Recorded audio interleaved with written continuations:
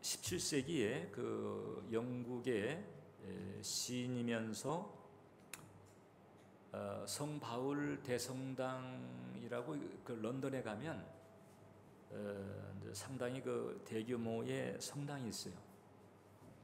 그래서 보통 이제 유럽에서 그 3대 성당 하게 되면 로마의 바티칸 성당, 그 다음에 그 밀라노의 두오모, 그 다음에 이제 런던의 성 바울 대성당을 이제 치게 되는데, 그 성 바울 대성당의 이제 주교를 맡았었던 존 던이라고 하는 사람이 있습니다. 이분은 그 글 가운데서 이제 누구를 위하여 종을 울리나라고 하는 문장으로 유명한 분이죠. 우리가 보통 그 해밍웨이의 글로 이렇게 알고 있는데, 이 존 던 이분이 바로 이제 자신의 그 시 가운데서 이제 그런 표현을 했던 분이기도 하죠. 자, 이분이 이제 어떤 얘기를 했는가 하니, 생명책에는, 즉 성경을 말합니다, 순결한 동정녀 마리아의 이름 바로 뒤에 창녀 막달라 마리아의 이름이 기록이 되고, 자기 목숨을 건지기 위해 주님을 저주한 베드로의 뒤를 이어 그리스도를 대적한 바울의 이름이 나온다 했습니다. 동정녀와 창녀의 이름이 함께 하는 거죠. 또 예수님을 배신 때렸던 베드로, 심지어는 그리스도를 대적했던 바울의 이름이 성경에 이렇게 함께 담겨 있습니다. 이것은 이제 은혜라고 하는 것이 없으면 있을 수가 없는 일이죠. 은혜라고 하는 것은 그런 점에서 하나님이 우리를 대하는 방식이다.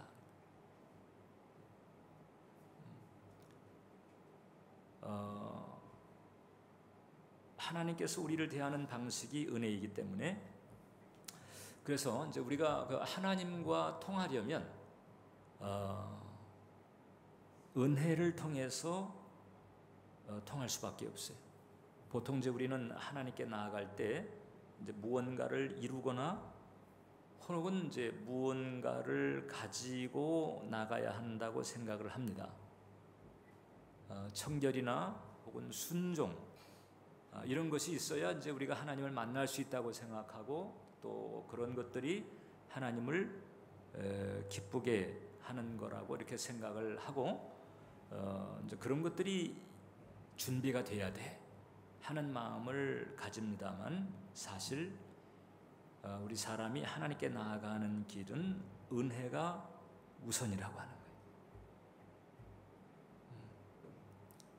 아마 이 건물이 지금 무슨 공사를 지금 하고 있는가 봐요, 위층에. 자, 청결이나 순종, 하나님을 만나는 데 있어서 아주 중요한 조건이지만, 그러나 가장 우선적인 길은 은혜다. 은혜가 없으면요, 우리는 하나님과 만날 수가 없어요. 우리가 청결이나 순종을 갖춘다 할지라도 은혜라고 하는 길이 터지지 않으면 하나님을 만날 수가 없다고 하는 거죠. 우리가 신앙생활 하면서 기쁨을 누리기 쉽지 않은 이유가 많이 있습니다만은, 은혜의 포인트를 놓쳤기 때문에 기쁨을 누리지 못하는 때가 많아요. 우리는 약해서 뭘 잘못할 때가 많습니다. 근데 뭘 잘못했다 할지라도 잘못해서 기쁨을 잃었다, 이제 말이 되긴 하죠. 근데 꼭 그렇다기보다는 은혜를 모르기 때문에 그래서 기쁨을 잃어버리는 거예요. 잘못했을지라도 하나님의 은혜 가운데서 회개하고 사죄를 받는 그런 과정에서 우리는 다시 회복이 가능하고 기쁨을 다시 누릴 수가 있거든요. 그런데 이제 우리가 은혜를 모르면 기쁨을 누리기가 쉽지가 않다고 하는 거지요. 그래서 이제 은혜라고 하는 것은 하나님께서 우리를 대하는 방식이기도 하고, 그 다음에 우리가 세상을 대하는 방식이어야 한다. 자, 하나님이 우리를 은혜로 대했기 때문에, 그래서 그 은혜 받은 우리가 세상을 대할 때에도 은혜로 대해야 된다. 나는 하나님께 은혜를 받고 세상을 대할 때에 율법으로 대한다면 문제가 있는 거지. 근데 세상을 대하는 것만이 아닙니다. 나 자신을 대할 때에도 은혜로 대하지 않을 때가 많아요. 스스로 정죄하고 혹은 자괴감을 가지고 이런 경우, 나 자신을 은혜로 대하지 못합니다. 그래서는 안 된다고 하는 거죠. 자, 그러니까 하나님이 우리를 은혜로 대했기 때문에, 그래서 우리는 나 자신도 은혜로 대할 수 있어야 되고 세상도 은혜로 대할 수 있어야 된다. 그래서 은혜라고 하는 것은 내 자아와 세상을 대하는 기본 방식이 되어야 된다. 이것을 우리가 염두에 둬야 된다고 합니다. 오늘 이제 본문을 살펴볼 때 첫 번째, 우리 예수님께 떨어진 직분의 의미를 좀 생각할 필요가 있어요. 이 땅에서 예수님의 직분은 대제사장이었습니다. 히브리서 4장 14절을 보면, 그러므로 우리에게 큰 대제사장이 있으니 승천하시니 곧 하나님의 아들 예수시라 우리가 믿는 도리를 굳게 잡을지어다 그랬습니다. 자, 예수님께서 맡으신 직분이 하고 많은 직분 가운데서 대제사장의 직분이 예수님에게 떨어졌어요. 대제사장은 심판의 직분이 아닙니다. 이것은 구원하고 용서를 받게 하는 대속의 직분이에요. 그러니까 예수님께서 이 대제사장이라고 하는 직분을 취하셨다고 하는 것은 예수님께서 근본적으로 우리 입장에 서시는 분이다. 그러니까 예수님께서 대제사장의 직분을 취하셨다는 것은 오늘날 우리식으로 말하게 되면 예수님께서 검사가 아니고 변호사의 위치에 서셨다라고 하는 것을 의미합니다. 그래서 우리 입장에 서시는 거죠. 우리를 위한 입장, 끝까지 우리를 보호하고 우리를 변호하고 이런 입장에 예수님께서 서셨다고 하는 거예요. 그리고 예수님은 이제 이런 입장에 서실 뿐만 아니라 마치 일부러 어떤 인생 체험, 인간 체험을 하신 것과도 같은 그런 과정을 거치셨어요.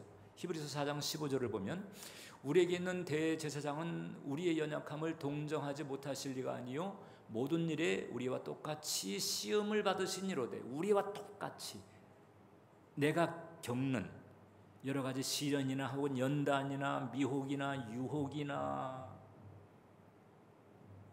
뭐 이런 여러 가지 이런 시험들을 나와 똑같이 내가 받는 것 그분께서 그대로, 아니 내가 받는 것은 사실 어떻게 보면 세 발의 피일 수 있습니다. 예수님께서 겪으신 거에 비하면 똑같이 시험을 받으셨단 말이죠. 그래서 우리의 실상을 아시는 거예요. 세상의 유혹과 마귀의 공격에 시달리는 것이 어떤 것인지, 또 그 유혹과 공격이 얼마나 거칠은 것인지 다 아시는 거지. 그 유혹과 공격을 헤쳐나가는 것이 또 얼마나 고단한 일인가, 그걸 예수님께서는 다 아시는 거예요. 다 헤아리시면서 우리 입장에 서서 우리를 변호해 주시기 위해서 오신 분이 바로 예수님이라고 하는 거죠. 그리고는 이제 십자가에서 거저 구원받는 은혜를 우리에게 주셨고, 이제는 이제 성령 안에서 돕는 은혜도 주신다. 구원받는 은혜뿐만이 아니라 돕는 은혜도 우리에게 주신다라고 하는 거죠.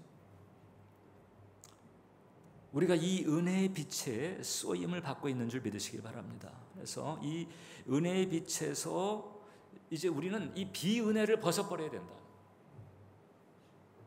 우리의 그 라이프 스타일 가운데서 혹은 사고방식 가운데서 이 비은혜에 해당되는 부분들을 떨어내 버려야 된다.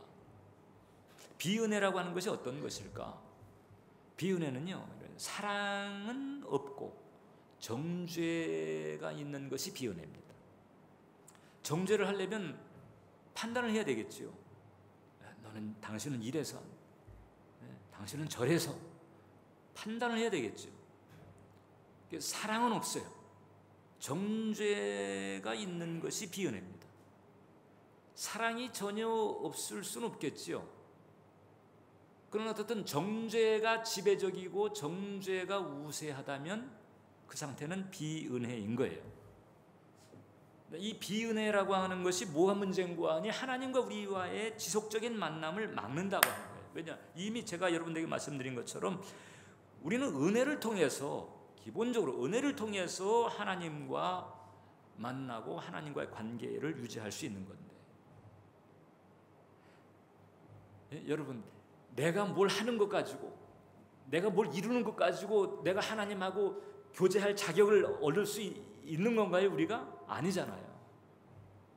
전적인 하나님의 긍휼과 자비로 우리가 하나님을 만나고 하나님과 관계를 유지할 수 있는 거잖아요. 그러니까 이 은혜가 우세해야 된단 말이죠.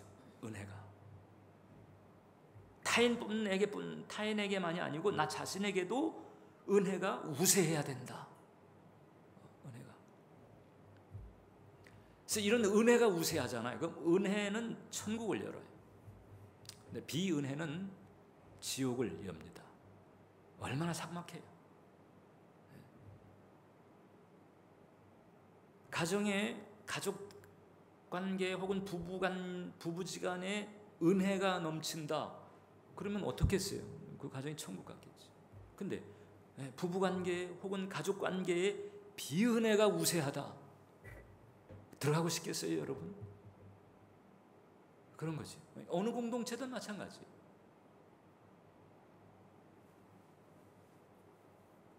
은혜가 우세하면 기쁨을 누리게 합니다. 그러나 비은혜가 우세하면 숨막히게 하죠. 그 비은혜로 아주 온전하게 비은혜로 충만한 데가 지옥이잖아요. 그러나 은혜가 있게 되면 은혜는 우리를 기쁨의 자리로 가게 한다. 은혜로 말미암아 단지 건짐을 받은 데서 그치는 것이 아니고 기쁨의 자리까지 우리를 가게 하는 거예요. 베드로 보세요. 예수님 배신 때렸지만 예수님께서 찾아오시잖아요. 디베리아 바닷가로 찾아오셔가지고 그리고 이제 회복을 시키잖아요. 은혜지요. 은혜. 이 은혜 때문에 베드로는 어둠에서 빛으로 옮겼어요. 그리고 그 비통, 내가 예수님을 3번씩 부인해서 그 비통에서 이 베드로는 기쁨의 자리로 오게 돼요. 베드로전서 1장 8절을 보면요, 예수를 너희가 보지 못하였으나 사랑하는도다 이제도 보지 못하나 믿고 말할 수 없는 영광스러운 즐거움으로 기뻐하니. 보지 못했지만 영광스러운 즐거움으로 기뻐하니. 본인에게 이런 것이 없이 어떻게 이렇게 권면을 할 수 있겠어요? 기쁨의 자리. 바울 보세요. 다메섹 도상에서 예수님께서 바울을 찾았어요. 은혜지요.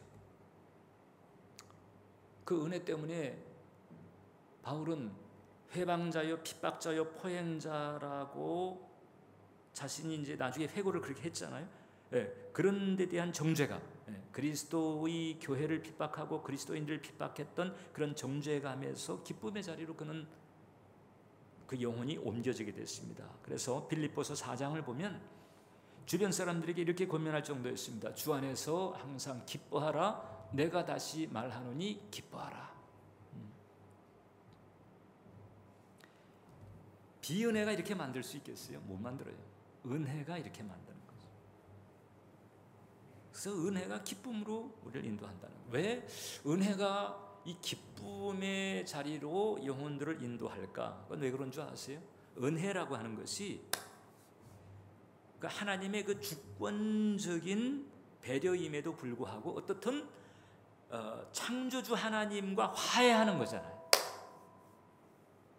그리고 은혜 때문에 죄사함 받고, 은혜 때문에 교제가 회복이 되고, 은혜 때문에 관계가 열리게 되고, 그 은혜 때문에 결국 창조주 어마어마하신 분, 한 집안에서 부부 사이에도 화해가 안 되게 되면 얼마나 삭막합니까? 근데 한 나라에서 대통령하고 사이가 안 좋다. 근데 창조주하고 사이가 안 좋다. 힘들잖아요. 근데 그 창조주하고 화해가 됐다. 당연히 이 정서적인 반응은 기쁨으로 가게 돼 있다. 진정한 화해의 자리에는 그래서 기쁨과 즐거움이 있다는 거예요. 탕자가 돌아왔을 때 그 아버지가 잔치를 벌이잖아요. 기쁨. 탕자를 용납한 것도 은혜고 잔치를 벌인 것도 은혜예요. 근데 그 기쁨이 있는 거예요. 그 큰아들처럼 했어봐요. 얼마나 삭막하고 얼마나 슬퍼요. 되게 다르잖아요. 다윗은 이런 그 은혜의 깊이를 안 사람이었어요. 치명적인 죄를 저질렀잖아요. 간통을 하고 정부의 남편을 사지로 몰아넣고 아주 치사하고 치명적인 죄를 졌어요. 자, 그럼에도 불구하고 이 다윗은요, 하나님께서 은혜로 자신을 대한다고 하는 사실을 알았어요. 그래서 주 앞에 회개를 하잖아요. 그러면서 그 회개 대목, 그 시편 51편 가운데 보게 되면, 그래서 그 하나님의 은혜라고 하는 것이 열리기만 하면, 하나님께서 은혜를 주신다고 하는 것은 내가 너 화해할게 이거란 말이에요. 내가 너를 용납할게 이런 거란 말이죠. 그래서 창조주 하나님과 화해가 되게 되면 어떻게 되느냐? 당연히 즐거움과 기쁨이라고 하는 정서적인 반응이 영으로부터 되게 돼 있다. 내 이성, 내 머리, 내 이성은 여전히 지은 죄로 말미암아 힘들 수 있지만은 내 영에서는 이미 창조주 하나님과의 화해 때문에 내 영에서는 이 즐거움이라고 하는 것이 그렇게 되는 거예요. 그래서 이 다윗이 그 범죄 이후에 이제 하나님 앞에 회개하는 중에 그는 이제 이런 간구를 합니다. 시편 51편을 보면 주의 구원의 즐거움을 회복시켜 달라. 구원의 즐거움을 회복시켜 달라. 하나님과 화해한 데서 오는 그런 기쁨과 즐거움. 마치 탕자가 아버지 집에 돌아왔을 때에 그때 벌어지는 정경과 유사한 거지. 어떻게 보면 가증한 죄인 입장에서 좀 요구가 뻔뻔스럽네 이렇게도 볼 수 있지만은, 그러나 다윗은 은혜의 본질이 어떤 것인가 이것을 얘기를 해주고 있는 거란 말이죠. 은혜는 우리를 기쁨으로 가게 만듭니다. 그렇기 때문에 두 번째, 우리는 이 때를 따라 돕는 은혜를 받는 것이 필요합니다. 여러분들을 향한 예수님의 근본적인 입장은 긍휼이에요. 이사야서 49장을 보면 여인이 어찌 그 젖 먹는 자식을 잊겠으며 자기 태선한 아들을 긍휼히 여기지 않겠느냐. 그들은 혹시 잊을지라도 나는 너를 잊지 아니할 것이다. 여인이 자기 태선한 아들을 안 잊잖아요. 근데 사람은 그럴지라도 하나님은 그렇지 않을 것이다. 이게 바로 나를 향한 하나님의 근원적인 바탕인 것입니다. 그래서 사람이 나를 버릴 때라도 영원히 나를 버리지 않는 분이 계시다고 하는 것. 내가 질병으로 괴로울 때라도 나 대신 이미 2000년 전에 내 병고를 걸머주신 분이 계시다고 하는 사실. 생활이 괴로울 때 나 대신 저주를 걸머쥐고 나무에 달린 분이 계시다고 하는 이런 사실. 그러니까 내가 아직 해결받지 않아도 나 때문에 그 짐을 일찍이 걸머주신 분이 계시다고 하는 사실을 깨닫는 것만으로도 문제에서 벗어나는 분들이 있어요. 은혜인 거지. 은혜를 알게 되는 거죠. 오늘 성경 본문은 때를 따라 돕는 은혜를 얻으라고 하고 있어요. 영어로 하게 되면은 in times of need, in times of need, 필요한 때, 혹은 필요가 있을 때 그때 돕는 은혜를 구하라는 거예요. 그러니까 돕는 은혜를 구하는 기도가 필요한 거예요. 내 마음속에 은혜보다도 비은혜가 우세하다면 돕는 은혜를 구하는 기도가 필요합니다. 물질이 아닙니다. 출세가 아닙니다. 명예가 아닙니다. 은혜를 받으라는 거예요. 시편 30편을 보면 우리 함께 읽겠습니다. 야훼여 들으시고 내게 은혜를 베푸소서. 야훼여 나를 돕는 자가 되소서. 이렇게 기도하라는 거예요. 하나님 내게 은혜를 베풀어 주시옵소서. 하나님의 나를 돕는 자가 되옵소서.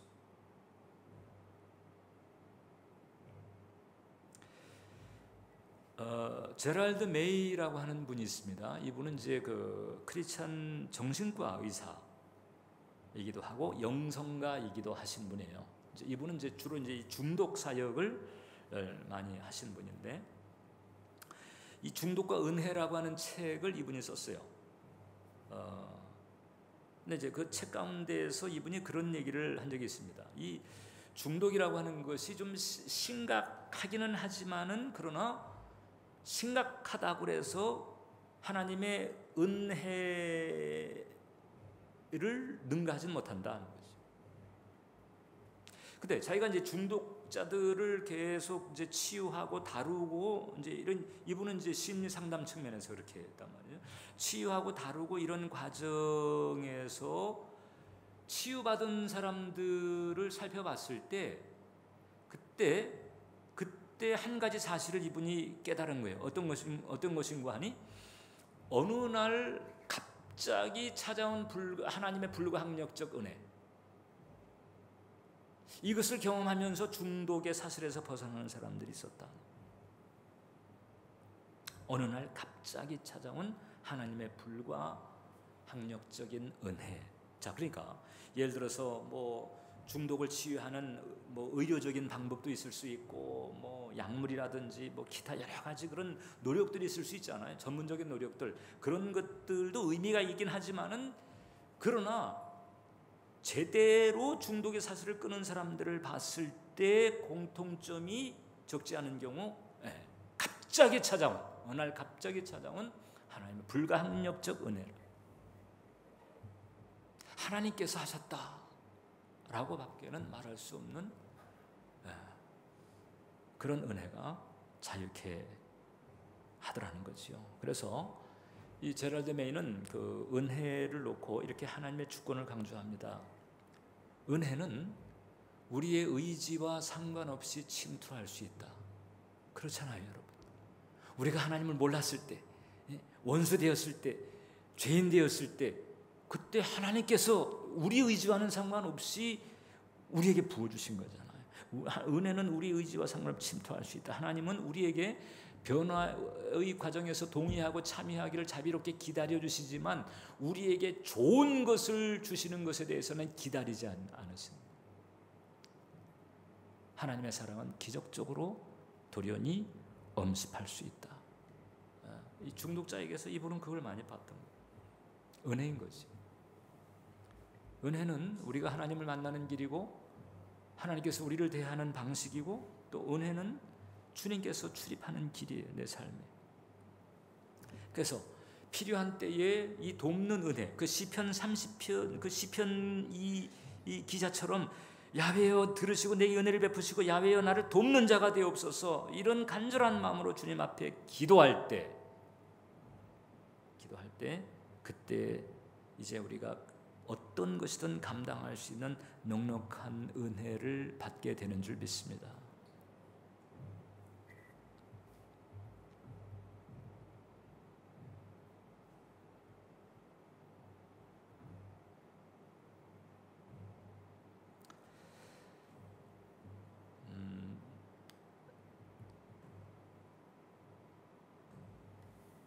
이제 성경에 있는 많은 내용들이 이제 제게 감화를 주는 내용들이 많이 있는데, 그 가운데에서 제가 가장 감화를 많이 받는 대목이 바로 그거예요. 내 은혜가 내게 족하도다.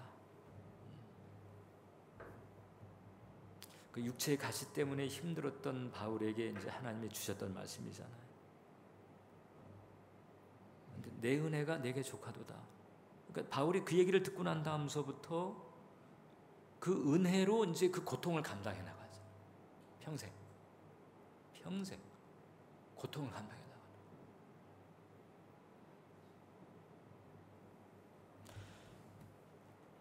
그 전에는 어두운 마음이 얼마나 있었겠. 내가 전에 교회를 핍박해가지고 그것 때문에 내가 이런 어려움을 겪나.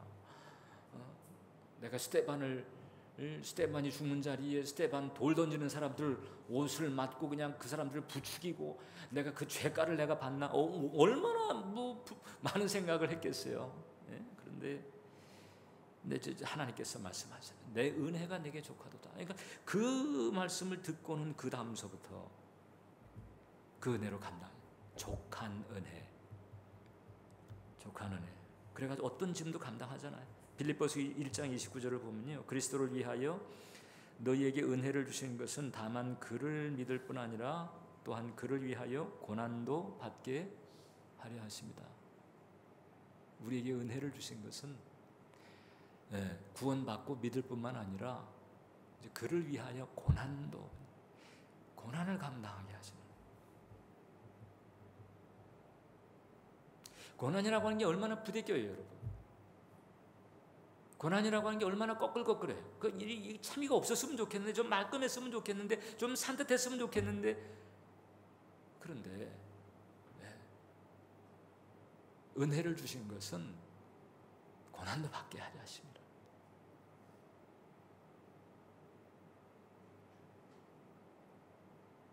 그래서 우리는 이제 좀 더 정확하게 말하자면 이렇게 말할 수가 있어요. 저 사람 때문에 내 삶이 이렇게 안 편해. 그 일 때문에 내가 이렇게 이게 안 편해. 가 아니고 족한 은혜가 없어서 지금 힘들어요. 족한 은혜가 없어서. 그 족한 은혜를 우리가 구해야 되는 거예요. 야훼여 들으시고 내게 은혜를 베푸소서. 내게 족한 은혜를 베푸소서. 내게 감당할 수 있는 은혜를 베푸소서.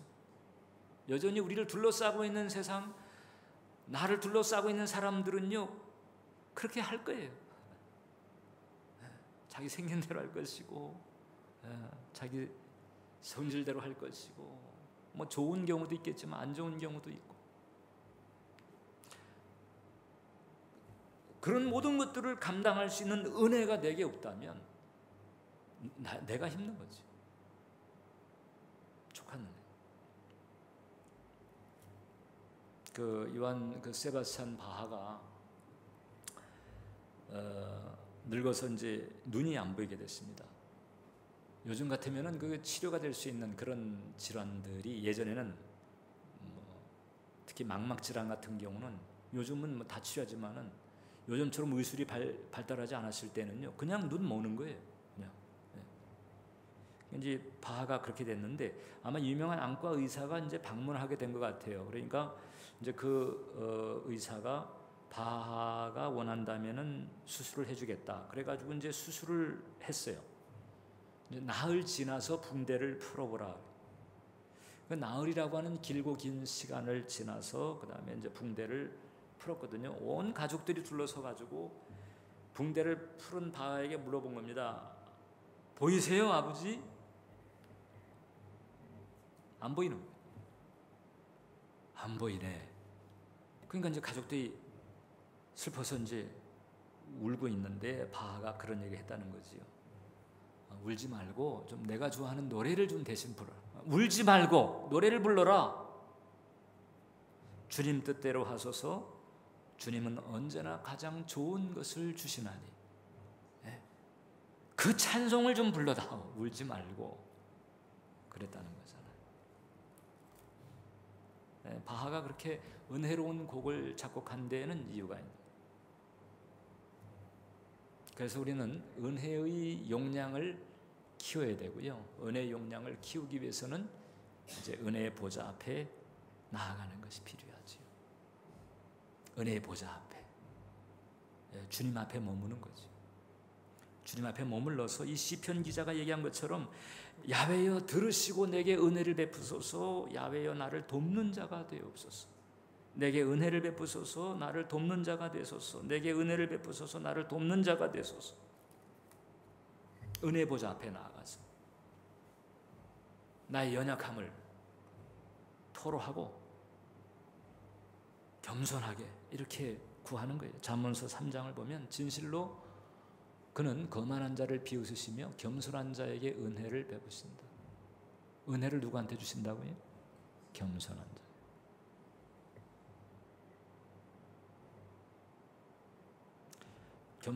진정한 겸손이라고 하는 것은 내 무력감을 인정하고 하나님을 전적으로 의지하려고 하는 마음인 거죠.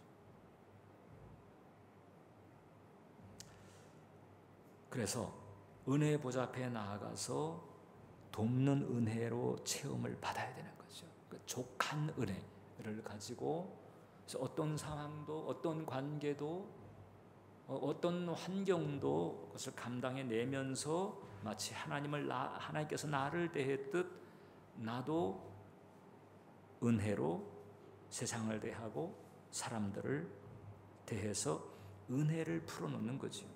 은혜를 풀어놓는 도구, 은혜를 풀어놓는 통로로 저와 여러분들이 부름받은 줄 믿습니다. 그래서 우리는 그 사명을 감당을 해야 되는 거예요. 그 하나님의 그 주권적인 그런 그 불가항력적 은혜가 오늘 이 예배 시간에 우리가 기도할 때 여러분들에게 충만하게 되시기를 주님의 이름으로 축원을 드립니다.